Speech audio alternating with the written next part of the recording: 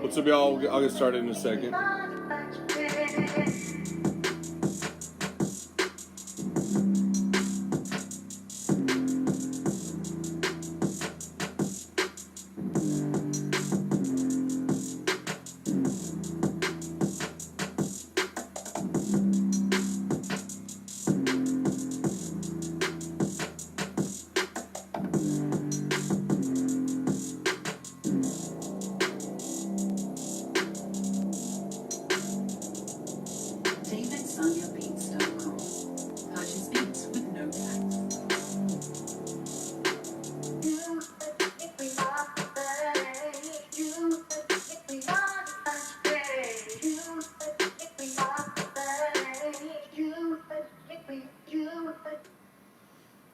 All right, everybody. Thanks for tuning in. Those of you that are watching live and those of you that are going to be watching this on playback.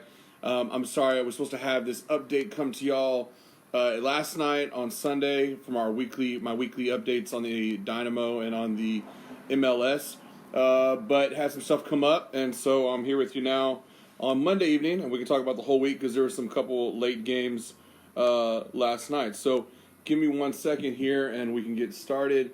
But I hope everybody had a good week. And just as a reminder, with Tech Soccer Live, we're excited. This Saturday is our big anniversary show on Saturday, the 14th.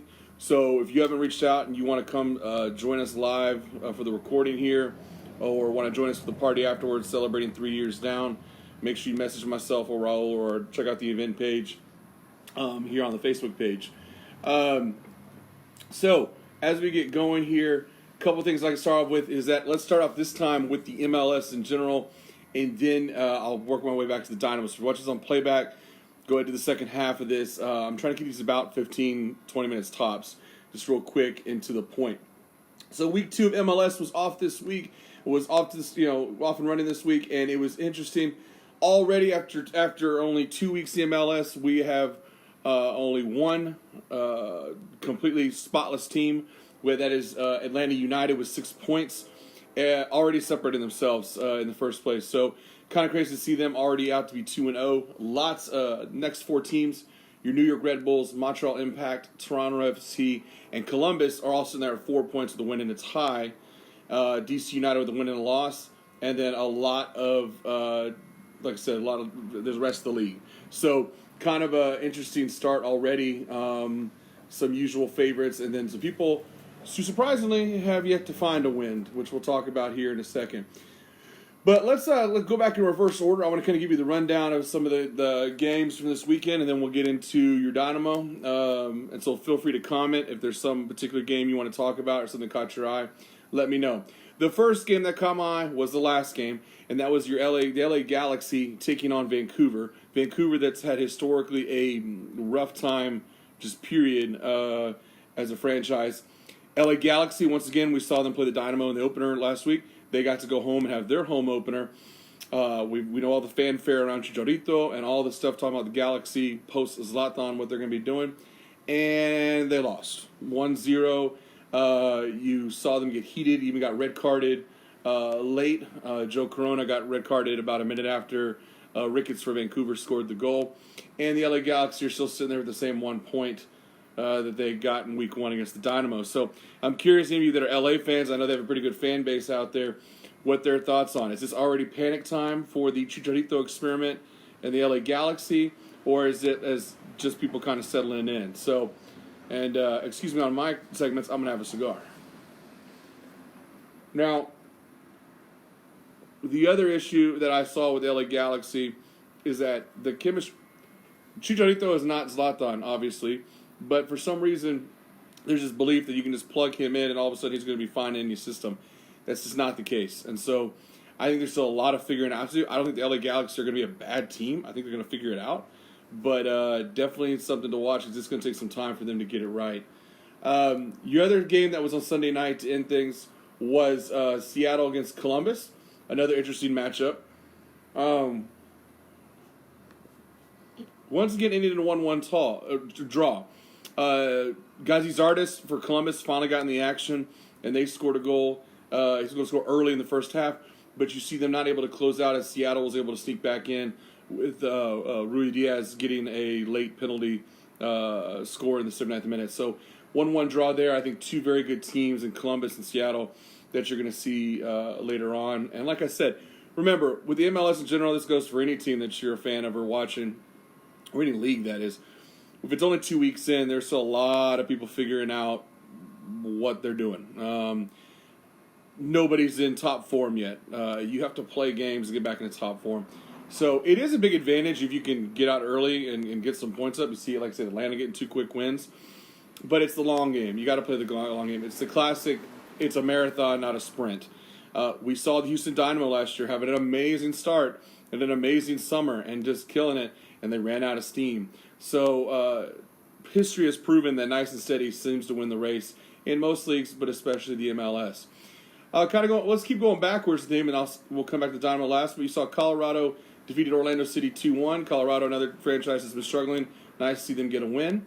If you were looking for scoring, Minnesota and San Jose was the game of the week this past week, as Minnesota scored 5 goals to San Jose's 2. Opara getting a brace to lead Minnesota's efforts, scoring all over the place. It was I believe it was 4-2 or 3-2 already at half of that game. But Minnesota, once again, showing it strong. I kind of feel sorry for San Jose because they have a very good team and they've shown a lot of promise, but they just keep running into other good teams. So I'd be curious to see if San Jose can continue that trend. As I mentioned before, Atlanta United, only team in the MLS down to be with a clean 2-0, 6 points after 2 weeks. They defeated FC Cincinnati 2-1 at home in Atlanta after spoiling things for the other team last week. Pretty good. Ezekiel Barco once again, goal in each game. So he seems to be a guy. What's interesting is Atlanta's been having a freak out after losing Joseph Martinez. There's rumors they tried to get Manotas and other people from us, and we did turn down their deal. They're wanting a forward, a goal scorer bad. Interesting that they still seem to be winning. Atlanta just seems like a really solid team. But watch out, I tell you right now, that team will make a move and will get a goal scorer quickly, and that makes them just even more dangerous. Atlanta's still one of the premier teams in the East to watch. Little cross-border rivalry between Toronto FC and NYC FC. Toronto takes that 1-0 on Saturday. DC United continues to spoil the party for Inter Miami. Remember, Inter Miami, the new team, the MLS got blanked 1-0 by LAFC in their debut. Went on the road for DC United's home opener and fell 2-1. Also got red carded. The one goal for Miami, I believe, coming from former Rayados forward Rodolfo Pizarro. Yep. And so still wasn't enough to get them by. In-state rival of the Dynamo, FC Dallas, played Montreal. This is an interesting game for me, FC Dallas against Montreal, because both teams, I think, had going in my mind preseason were pretty strong. Montreal made some key moves, just upgrading a lot. They were doing good in CONCACAF Champions. So I was looking for them to try and make a run this year, especially in the East, which I think is a weaker conference. But it was all that I expected. It was a battle. It was a dogfight, really, between FC Dallas and Montreal. So definitely worth checking back those highlights. It came down to FC Dallas 90+6. 90+6 is the equalizer. Montreal had this in the bag. At the 68th minute, they were still up 2-0. In fact, it wasn't until the 83rd That Orendesk for Dallas actually scored and got them back into it. So impressive for FC Dallas early on to fight back and not to drop one, especially in front of their home crowd. The last two games before I get to your Dynamo, Real Salt Lake versus New York Red Bulls, 1-1 draw, and then New England versus Chicago, 1-1 draw. It has been the season of draws so far, as I said, is with a lot of teams, with all but a couple teams in the league having at least one draw out of their two results to start the year, so a lot of ties. Which leads me to the second half. If you're watching the second half, let's talk about the Dynamo. What do we say about this? Hang on, I actually have to get heat back up here and get a few puffs on my cigar because, well, what do you know about the Dynamo? So, before I even start my rant, let's see if somebody has any comments. If any are watching and are fans of the Dynamo, I'm curious if you guys had any thoughts on it. Go. My question is, for you fans out there, you who are Dynamo fans, those of you that keep up with the Dynamo, is this the same team from 2019, or do we give them a chance it's the same thing? Do I give them a chance that it's not the same thing and they're actually going to do something? For me, you can go back either way. You can what I call the half glass full or the half glass empty approach. If you want to go with the half glass full approach, let's start off positive, and then I'll get negative because I tend to get negative with the Dynamo over time. Number one, you have a new team, a lot of new players, a new coach with a new system, first road game, still getting your guys integrated. Darwin Quintero was one of your big signings over the offseason. Just now is getting acclimated. He finally got in the game for once, but didn't start. And you could say, okay, give him a chance. They had a rough day. That's that. Now, that's for you positive, optimistic people out there. If you've watched the show before, and you know me, I tend to be more of the pessimist when it comes to the Dynamo. Although I'm a loyal fan, I'm going to go with the half glass empty take on Saturday's game. You got stomped. You got slammed. 4-0. It was embarrassing. This is the same crap we've been seeing for 2 years. 4-0. Don't get me wrong. I wasn't expecting this Dynamo team to be killing it. But, and the first score from Alan Pulido, who's been the crossover, Mexican star, was their winner for week 1, got an early goal in the 16th minute. I didn't think much of it. But then he gave up one 10 minutes later. Okay, let's rebound at half. Well, then we give up another one 65th, another one 77th. It was just what I hated the most about it. I think that Dynamo fans should be concerned was the lack of tenacity, the lack of passion, and giving up on some easy plays. Now, I'll get technical in a second and talk tactics, but overall, that was the same Dynamo we've seen. They get deflated, feel defeated, cannot come from behind. Now, tactically, you had two similar teams this time. You have two teams that do a 4-3-3, two coaches who know each other well. They played against each other. Both aggressive, both like to press. They expect their offense to be part of their defense and vice versa.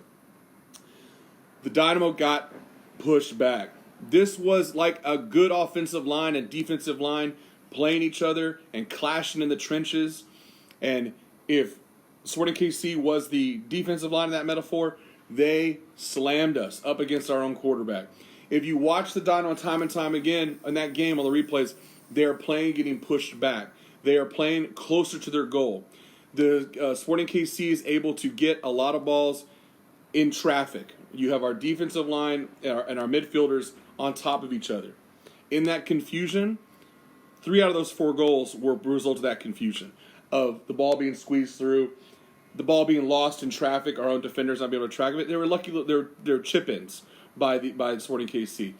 Only one of those 4 goals was a true, I guess, Blastville, a shot from outside. But the other ones were easy. It's very hard for Madic, for the goalie for the Dynamo, to defend anything that he can't see. And so the Dynamo, if they're going to be successful, 2 things. The defense that we said was a weakness in the beginning is still a weakness. And the offense on the road is still lacking.